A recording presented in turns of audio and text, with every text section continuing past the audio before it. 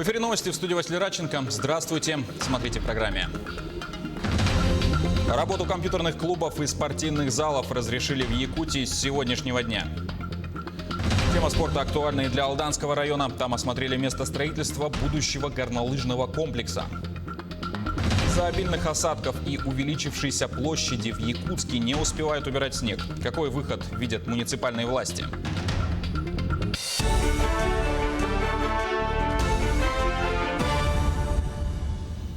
В Иркутской области произошло землетрясение магнитудой 5,5. Эпицентр находился на озере Байкал. В зданиях 18 школ, нескольких детских садах, учреждений культуры и спорта возникли трещины, осыпалась штукатурка. В администрации города заявили, что повреждения не представляют угрозы. Также проверены мосты, путепроводы, котельные. На этих объектах повреждений не выявлено. Все они работают в обычном режиме. В 2020 году это второе сильное землетрясение, которое ощущалось на территории Иркутской области. Первое произошло в конце сентября. Скоро вот эта плитка. Работу компьютерных клубов и спортивных залов разрешили в Якутии. Согласно указу главы, они могут начать свою деятельность при обязательном соблюдении всех санитарно-эпидемиологических требований. Владельцы компьютерных клубов должны установить санитайзеры, рециркуляторы, проводить термометрию работников и посетителей, а также регулярно обрабатывать компьютерную технику и помещения дезинфицирующими средствами. Не допускается вход несовершеннолетних, должен быть организован строгий паспортный контроль. Также, согласно указу главы Якутии, разрешается открытие спортивных залов и крытых манежей для занятий граждан оздоровительной гимнастикой, скандинавской ходьбой и бегом строго с 6 утра до 10 часов дня. Тема спорта сегодня актуальна и для Алданского района. Его посетил технический делегат горнолыжного спорта России Леонид Ипатов. Он приехал в Южную Якутию, чтобы ознакомиться с местом строительства комплекса в поселке Лебедино.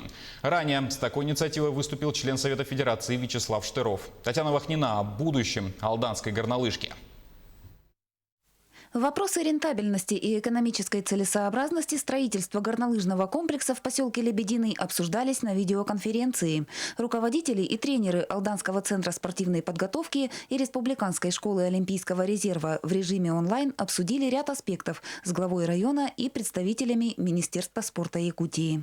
Горнолыжный спорт необходим тут с точки зрения экономики района, как туристическая отрасль, как одна из бюджетообразующих отраслей. Поэтому мы, конечно, заинтересованы.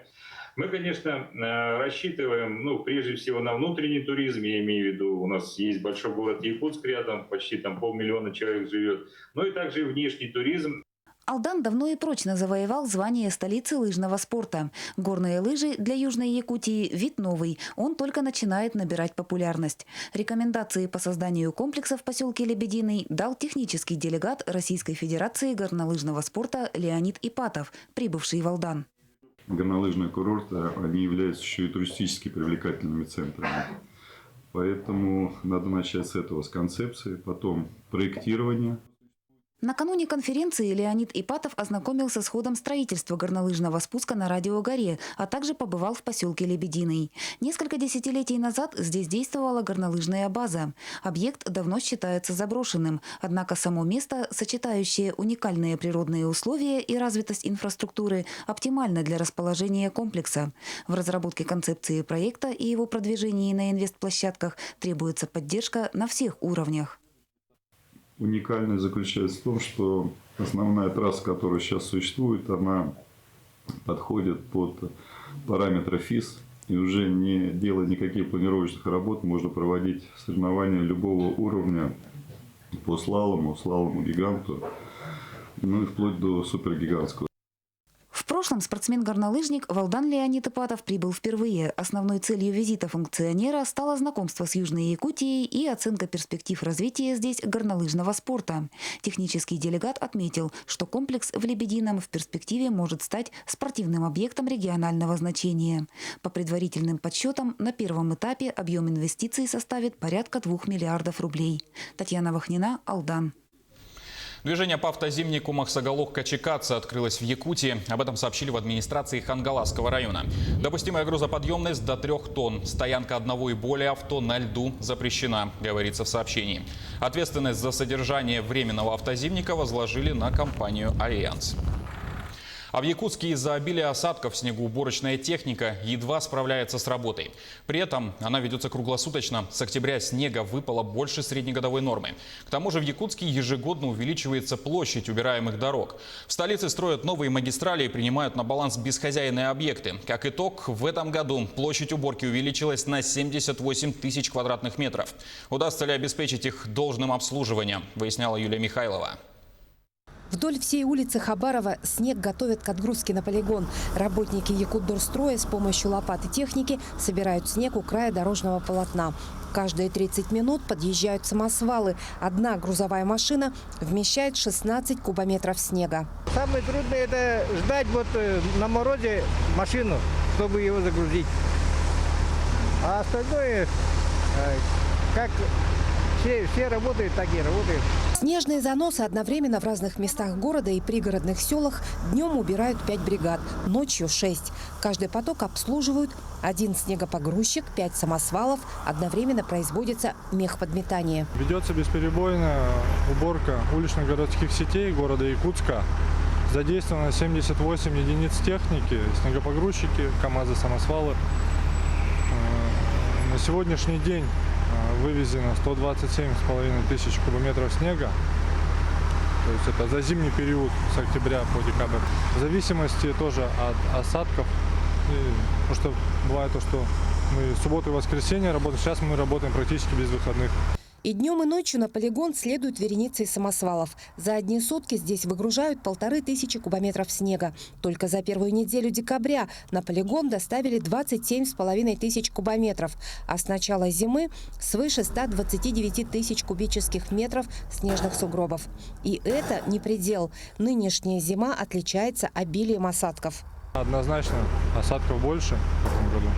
Если в прошлом году у нас на ноябрь месяц было вывезено 59 тысяч кубометров снега, то в этом году 63-64 тысячи кубометров снега было вывезено. С 2021 года в городском округе объявлена трехлетка благоустройства. На финансирование мероприятий будет ежегодно дополнительно закладываться порядка 200 миллионов рублей. Часть этих средств также пойдет на ремонт и содержание городских улиц, дворов, проездов и других общественных пространств. Юлия Михайлова, Павел Пахомов, Якутск. Аварийное отключение электроэнергии произошло в ряде районов города Якутска. По информации МинЖКХ, это случилось из-за аварии на одной из подстанций. Под отключение попали жители Центрального района, 202-го микрорайона, улиц Дзержинского, Лермонтова и авиагруппы. В настоящее время специалисты ведут восстановительные работы.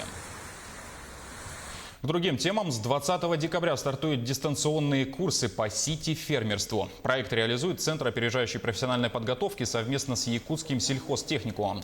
Курс рассчитан на 54 часа и предназначен для агропрофилированных школ, мастеров производственного обучения, готовящих стартап в городском фермерстве и других. Обучение будет проходить дистанционно на специальной платформе. При этом будет как теория, так и практика. По окончании курса выдается удостоверение установленного образца. Теоретическая часть курса полностью тоже в электронном варианте, да, практическая часть курса дается в формате видеоуроков.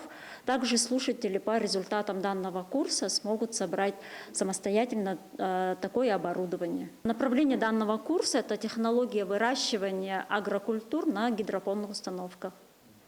Первый поток – это курсы повышения квалификации, поэтому мы принимаем людей, у которых уже есть среднее образование или высшее образование. Слушатели в итоге курса получают удостоверение о повышении квалификации, объем курса 54 часа. Единый урок прав человека проводится сегодня в России в 4-й раз. В этом году он посвящен празднованию 75-летия Победы в Великой Отечественной войне.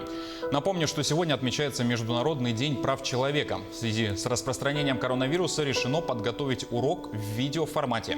Его проведут в учебных заведениях, а также разместят на сайтах, в социальных сетях и будут транслировать по телевидению, чтобы охватить более широкий круг зрителей. Несмотря на сложившиеся обстоятельства, с пандемией режим самоизоляции, в этом году аппаратом уполномоченного по правам человека в Республике Саха-Якутия в удаленном режиме реализованы и продолжаются такие проекты, как «Песни Победы», акции заботы о ветеранах, правовой марафон для пенсионеров, направленные на поддержку пожилых людей, особенно одиноких и одиноко проживающих. С одинокими ветеранами Великой Отечественной войны, сотрудниками аппарата налажена удаленная связь, оказывается необходимая помощь, проводится содействие в доставке необходимых для них медикаментов, продуктов питания, решение вопросов по бытовым нуждам, помощи с оплатой коммунальных услуг, услуг связи, медицинской помощи и другие. Также Якутия сегодня присоединилась к всероссийской акции «Забивай культурно», посвященной к Всемирному дню футбола. Она прошла на площадке общественного пространства «Арена-31» по улице Халтурина. Организаторами выступили члены общественного движения «Молодежка ОНФ». Для учащихся городских школ и спортивных клубов с соблюдением всех мер безопасности провели мастер-классы, беседу и встречу с интересными людьми, которые развивают этот вид спорта у нас в регионе. Мы пригласили футбольных фристайлеров, пригласили ребят из ДЮСШ, заслуженного тренера Самкова Анатолия Михайловича пригласили. Чтобы они провели мастер-класс, мы это все, соответственно, максимально будем показывать молодежи в социальных сетях. Ну и, соответственно, сами неплохо проведем время, займемся спортом и вспомним азы футбола. Тем самым мы отмечаем этот действительно очень важный для спортсменов, для футбольного мира праздник. Сейчас Петр Говоров у нас молодежи показывает, что такое футбольный фристайлер, его, соответственно, азы. Также ребята покажут, как проходит тренировка в ДЮСШ, то есть по ведению мяча, правильные пасы. Сардана Трофимова стала 4-кратной чемпионкой России по марафону. В Сочи она снова защитила свой титул. О подготовке к чемпионату страны, трудностях и планах на будущее она рассказала нашему СОПКОРу в Москве Максиму Кардозу. Еще 2 часа назад она летела в самолете, а сейчас улыбается на съемочной площадке. Усталости как будто и не было. А ведь с окончания чемпионата России в Сочи прошло всего лишь 2 дня. И подготовка к нему была непростой и изнурительной. После сентябрьского московского марафона, где Сардана тоже выиграла, на то, чтобы набрать оптимальную форму, было всего лишь несколько месяцев. Но для нашей чемпионки этого оказалось достаточно, чтобы успешно выступить на главном старте года. Мы выполнили все задачи, которые мы перед собой поставили. Это, конечно же, норматив олимпийский. Второе – это то, что отстояли титул чемпионки России. И в-третьих, я очень хотела сделать лучший результат сезона. Ну, у меня и так был лучший результат сезона, но я хотела улучшить ее. Вот, у меня это получилось. 42 километра 195 метров Сардана пробежала за 2 часа 27 минут и 8 секунд. Ее ближайшая соперница отстала на 3 минуты. И кажется, что конкурентов и не было. Но чемпионка с такой формулировкой не согласна. Вообще в марафоне нельзя никого недооценивать, потому что марафон такой вид, как лотерея, я всегда это говорю.